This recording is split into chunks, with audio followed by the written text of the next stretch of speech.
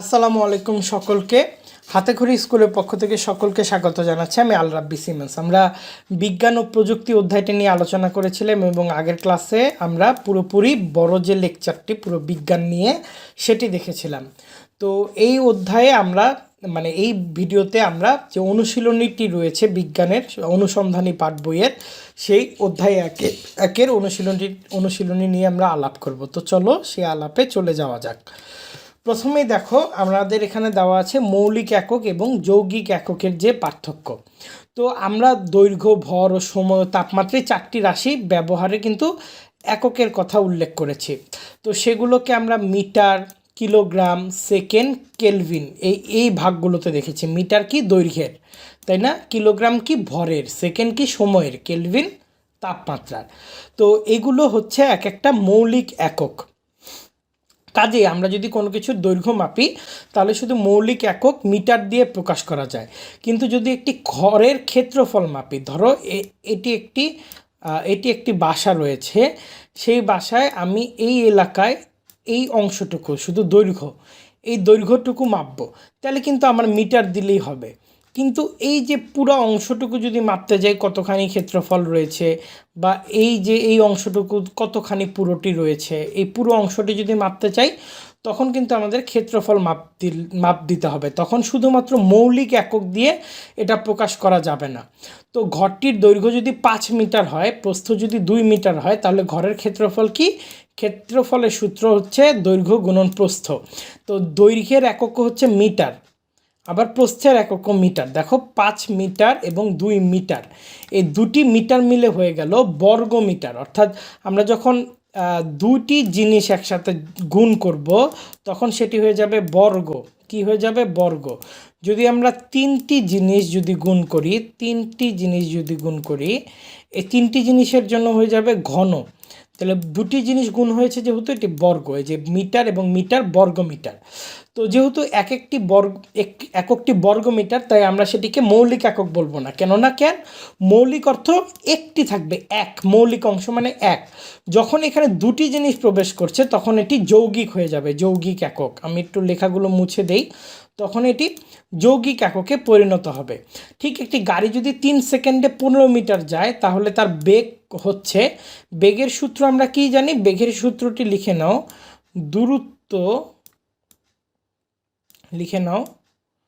দূরত্ব অর্থাৎ কতখানি দূরত্ব গেল আর কতখানি সময় অতিবাহিত হলো। তো আমাদের এখানে প্রশ্নে বলা হচ্ছে যে একটি গাড়ি যদি 3 সেকেন্ডে 15 মিটার যায়, তো 3 সেকেন্ডে 15 মিটার গেলে আমরা স্বাভাবিকভাবে এর আগে ঐকিক নিয়মে বের করতাম যে 3 সেকেন্ডে 15 মিটার যায়, তাহলে 1 সেকেন্ডে কত মিটার যাবে, তাই না? এই ধরনেরই বের করতাম। এই ধরনের ঐকিক নিয়ম কিন্তু আমরা এর আগে দেখেছি।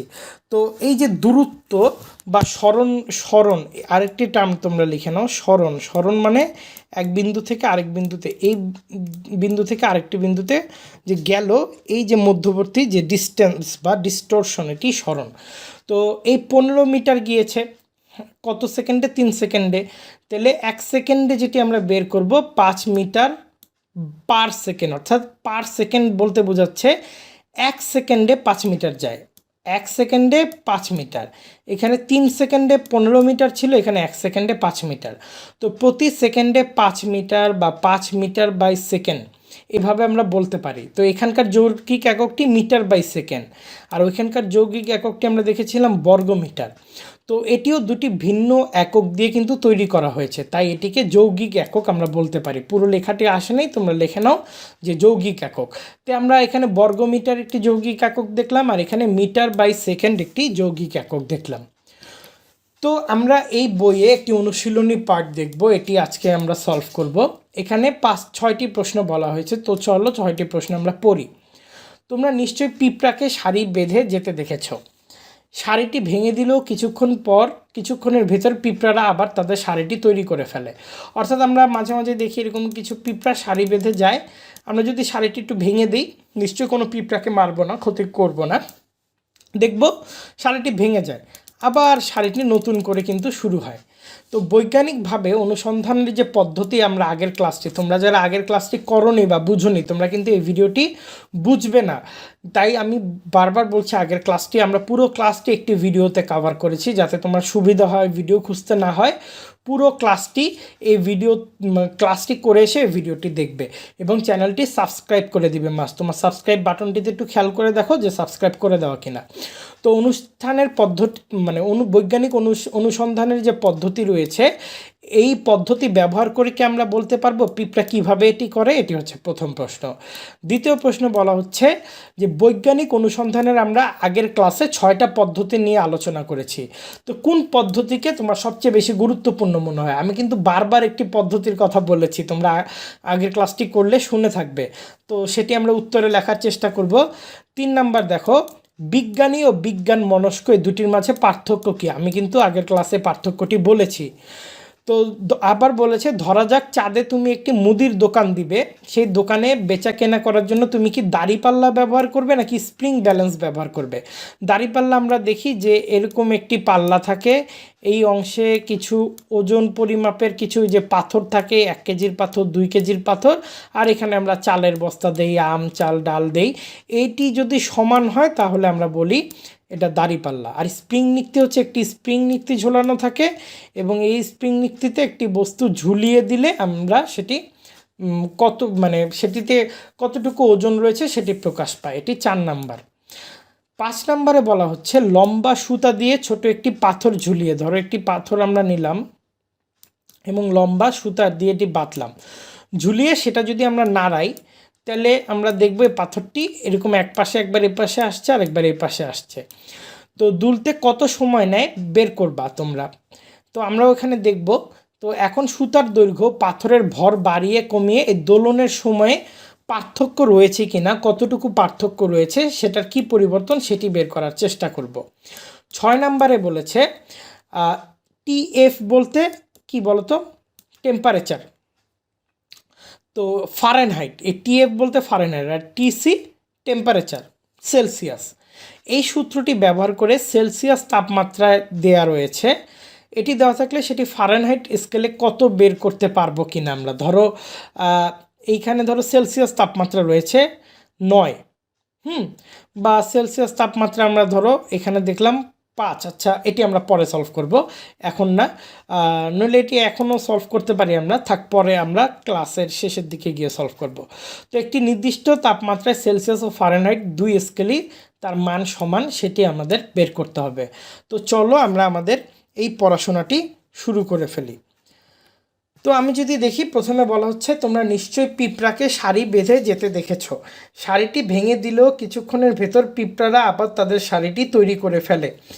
বৈজ্ঞানিক অনুসন্ধানের পদ্ধতি ব্যবহার করে তোমরা কি বের করতে পারবে পিঁপড়া কিভাবে এটি করে? তো আমরা একটু দেখি। প্রথমে বলা হচ্ছে আমরা কি বৈজ্ঞানিক অনুসন্ধান দেখেছিলাম, একটি প্রশ্ন যার উত্তর বের করতে হবে। তো কিভাবে পিঁপড়া আবার শাড়িটি তৈরি করে? তো এটি হলো আমার এই প্রশ্ন। আমার এখানকার প্রশ্নটি হচ্ছে কিভাবে পিঁপড়া আবার শাড়িটি তৈরি করে। এই যে আমরা একটি প্রশ্ন বের করলাম। পরের ধাপটি কি? এ সম্পর্কে যা কিছু গবেষণা হয়েছে তা জেনে নেওয়া। তো পিঁপড়া কিভাবে শাড়ি তৈরি করে তা কারো জানা থাকলে বা কোথাও থাকলে আমরা সেখান থেকে পড়ে নিব। অর্থাৎ যা কিছু গবেষণা, যে মানুষটা গবেষণা করেছে বা গবেষণা করার ফলে অন্য মানুষকে জানিয়েছে, তারা সেটা জানে, সেটা আমরা জেনে নেব, একটি ধারণা করব। এটি হলো 2 নাম্বার। 3 নাম্বারে দেখছি প্রশ্নটির সম্ভাব্য ব্যাখ্যা, এখানে আকার হবে, ব্যাখ্যা দাঁড় করাবো।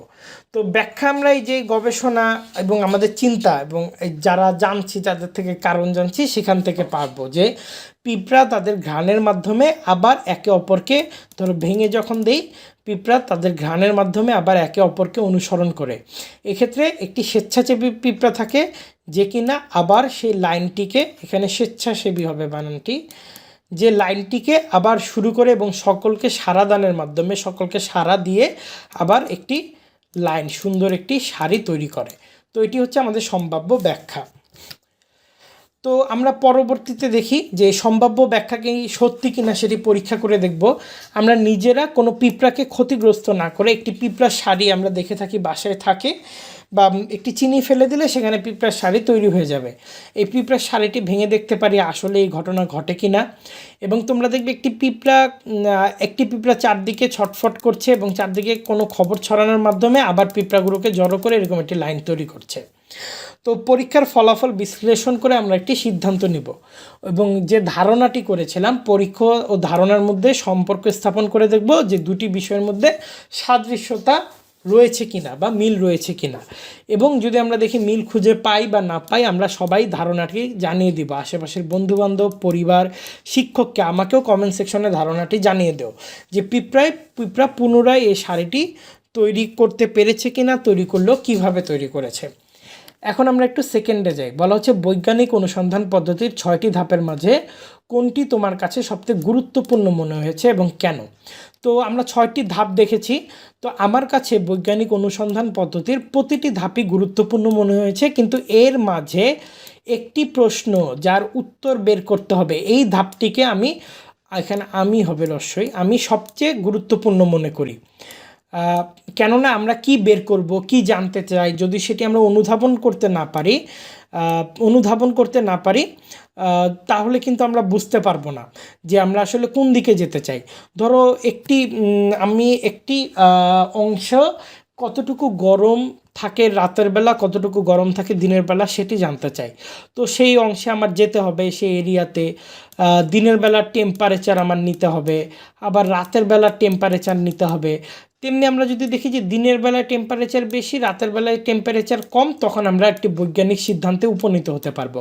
কিন্তু প্রথমে আমি তোমাদের কি বলেছি, কি জানতে চাই আমরা, সেখানে দিনের বেলায় টেম্পারেচার বা তাপমাত্রা কেমন, সেখানে রাতের বেলা টেম্পারেচার বা তাপমাত্রা কেমন। এই যে একটি প্রশ্ন, এই প্রশ্ন থেকে কিন্তু আমাদের সেই এরিয়ায় যাওয়া, সেখানকার দিনের টেম্পারেচার কালেক্ট করা, সেই এরিয়া আবার থেকে রাতের টেম্পারেচার কালেক্ট করা, অনেকগুলো ধাপ কিন্তু চলে আসলো এবং সর্বশেষে আমরা একটি ফলাফল পেলাম। তো এটি শুরু কোথায়? এটি শুরু হচ্ছে সেই প্রশ্নটি থেকে। তো যে কোনো কিছু শুরুতে কি করতে হবে বা গন্তব্য কোথায় তা জানা কিন্তু গুরুত্বপূর্ণ। আমরা প্রশ্নের মাধ্যমে কিন্তু এই কী করতে হবে বা গন্তব্য কোথায় এই জিনিসগুলো কিন্তু জানতে পারবো। তো এরপর আমরা 3 নম্বর প্রশ্ন দেখি, বিজ্ঞানী ও বিজ্ঞান মনস্ক এই দুটির মাঝে পার্থক্য কী। এটি আমরা আমাদের ক্লাসে কিছুটা আলোচনা করেছিলাম। বিজ্ঞানী কি? বিজ্ঞানী হচ্ছে যারা গবেষণা করে, যুক্তি নির্ভর চর্চা করে একটি ফলাফল দেয়। অপরদিকে বিজ্ঞান মনস্ক হচ্ছে যারা প্রচলিত বৈজ্ঞানিক ধারণাকে বিশ্বাস করে এবং যুক্তিশীল মনোচর্চা করে। অর্থাৎ এই যে ধরো কি বলা যায়, পরীক্ষার আগের দিন ডিম খেয়ে গেলে কি হয়, পরীক্ষায় গোল্লা পাওয়া যায়। এই ধারণা যারা বিশ্বাস করে তারা নিশ্চয়ই বিজ্ঞান মনস্ক নয়, কেননা এটার সাথে বিজ্ঞান এই জিনিসটি যুক্তি দিয়ে প্রমাণ করতে পারবে না, তাই না? বিজ্ঞান এইভাবে বিশ্বাস করে। কিন্তু এছাড়াও আমাদের বিশ্বাস রয়েছে, ভালোবাসার সম্পর্ক রয়েছে। আমরা আমাদের মাকে ভালোবাসি, বাবাকে ভালোবাসি, আমরা স্রষ্টায় বিশ্বাস করি। আমরা যারা মুসলমান রয়েছি আমরা সেই স্রষ্টাকে দেখি না, কিন্তু তবুও আমরা বিশ্বাস করি। এই বিশ্বাসগুলোর ব্যাপার কিন্তু একদম আলাদা, এগুলো একদম আমাদের আত্মিক সম্পর্ক। তো এখানে কিন্তু আমরা একদম অদৃশ্যে বিশ্বাস করছি, যেগুলো আমাদের আত্মিক সম্পর্ক, এবং এগুলো কিন্তু আসলে এক্সিস্ট করে। ধরো তোমার সাথে যদি তোমার বাবার কোনো কানেকশন না থাকে, ভালোবাসার কানেকশন না থাকে, তাহলে তোমার বাবা অসুস্থ হলে তুমি কেন একটু ভেঙে পারো, কিংবা তোমার মা বাসায় নাই, তোমার কিন্তু মন খারাপ থাকে অনেকক্ষণ মা না আসা পর্যন্ত। কেন? নিশ্চয়ই একটি ভালোবাসার সম্পর্ক রয়েছে। কিংবা তুমি কিছু হলেই তোমার মন আকুপাকু করে, তুমি একটু প্রার্থনা করলে শান্তি পাও, স্রষ্টার সাথে একটি কানেকশন করে। তো এই আত্মিক সম্পর্কগুলো কিন্তু রয়েছে। কিন্তু এই ধরনের কিন্তু যারা কুসংস্কারে বিশ্বাসী করে তাদের কিন্তু আমরা বিজ্ঞান মনস্ক বলতে পারবো না। তো বিজ্ঞানীরা নতুন কিছু সন্ধানে সদা ব্যস্ত থাকেন, আর বিজ্ঞান মনস্করা কী করে, সেই সন্ধান ও গবেষণার ফলাফলকে নিজের বৈজ্ঞানিক চিন্তা চেতনা দিয়ে বিচার করার চেষ্টা করে। আবার বিজ্ঞানীরা আমরা দেখি সবসময় যুক্তি দিয়ে প্রমাণের চেষ্টা করেন, বিজ্ঞান মনস্করা সেই যুক্তিকে নিজের চিন্তা ভাবনার সাথে মেলানোর চেষ্টা করেন। যে করোনার সময় কি হলো, বললো থানকুনি গাছের পাতা খেলে করোনা ভালো হয়ে যায়। এখন বিজ্ঞান মনস্করা কী করবে, আসলে থানকুনির মধ্যে কি করোনার এমন কোনো ওষুধ বা কিছু রয়েছে যেটি খেলে ভালো হয়, তারা এটা মেলানোর চেষ্টা করবে বৈজ্ঞানিক দৃষ্টিভঙ্গি থেকে। দেখলো নাই, তার মানে এটা একটি গুজব। এটি আসলে সত্য নয়। কি করতে হবে? টিকা নিতে হবে। টিকা নিলে কি হয়, শরীরে যে হরমোনাল চেঞ্জগুলো আসে, যে রাসায়নিক প্রক্রিয়াটি কাজ করে, সেটি করোনাকে ডিফেন্ড করে। তো বিজ্ঞান মনস্করা এইভাবে চিন্তা করে। তো বিজ্ঞানীরা কুসংস্কারে বিশ্বাসী নন, বিজ্ঞান মনস্করা কিন্তু কুসংস্কারে বিশ্বাসী করে না, কুসংস্কারে বিশ্বাস করেন না। অর্থাৎ এই ক্ষেত্রেও কিন্তু আমরা দেখতে পারি যে মিল পেলাম একটা, বাকিগুলোর ক্ষেত্রে আমরা কিন্তু অসাদৃশ্য লক্ষ্য করলাম। এরপর আমরা পরেরটি একটি দেখি, যে ধরা যাক চাঁদে তুমি একটি মুদির দোকান দিবে, সেই দোকানে বেচা কেনার জন্য তুমি কি দাঁড়িপাল্লা ব্যবহার করবে নাকি স্প্রিং ব্যালেন্স? তোমাদের আগের ক্লাসে বলেছিলাম ভর এবং ওজনের একটি পার্থক্য। তো দাঁড়িপাল্লা ব্যবহারের পক্ষে আমি, কেননা এটি দিয়ে ভর মাপা হয়। ধরো এক পাশে নির্দিষ্ট 1 কেজির কিছু পাথর রাখলো, সে পরিমাণ দ্রব্যাদি বা বস্তু রেখে আমরা দুটিকে সমান করার চেষ্টা করি এবং সমান করে দেখি যে দুটি সমান কিনা, অর্থাৎ দুটি ভরের আমরা তুলনা করি।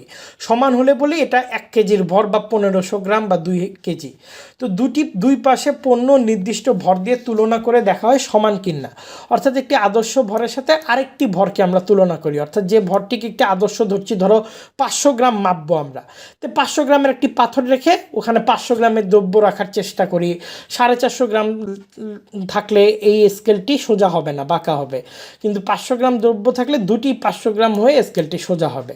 কিন্তু স্প্রিং ব্যালেন্স কি? মূলত ওজন মাপে। স্প্রিং ব্যালেন্সে পৃথিবী আসলে সেই বস্তুটিকে কিভাবে টানছে, চাঁদ কিভাবে টানছে, দুটির উপর নির্ভর করবে। দুটি জায়গায় দুটি ভিন্ন হবে, যার জন্য কি পরিমাণ আকর্ষণের মাধ্যমে চাঁদ ও পৃথিবী বস্তুকে আকর্ষণ করছে, সেটি মূলত স্প্রিং ব্যালেন্সের কাজ, যার জন্য আমি দাঁড়িপাল্লা ব্যবহারের পক্ষে। এরপর আমরা দেখি যে লম্বা সুতা দিয়ে ছোট একটা পাথর ঝুলিয়ে সেটা দুলতে কত সময় নেয় বের করো। এখন সুতার দৈর্ঘ্য, পাথরের ভর কমিয়ে কিংবা দোলনের সময় বের করে দেখো সেটির কি কোনো পরিবর্তন হয়েছে কিনা। তো লম্বা সুতো থেকে ঝুলে থাকা একটি ছোট পাথর একটি দোলন সম্পূর্ণ করতে যে সময় লাগে তা থ্রেডের দৈর্ঘ্য, থ্রেড বলতে এখানে আমি সুতো বুঝিয়েছি। তো থ্রেডের দৈর্ঘ্য, এখানে তোমরা সুতো লিখবে। তো সুতোর দৈর্ঘ্য পাথরের ওজনের উপর নির্ভর করে। যদি এই কারণগুলির যে কোনো একটি, দৈর্ঘ্য, পাথরের ওজন যে কোনো একটি বৃদ্ধি পায়, তাহলে দোলনের সময় বৃদ্ধি পাবে। তোমরা একটি ছোট পাথর বাসায় বেঁধে এটি ঝুলিয়ে দেখো, আবার সাথে একটু পর একটু বড় পাথর বাসায় বেঁধে ঝুলিয়ে দেখো কোনটি আসলে সময় বৃদ্ধি পায়।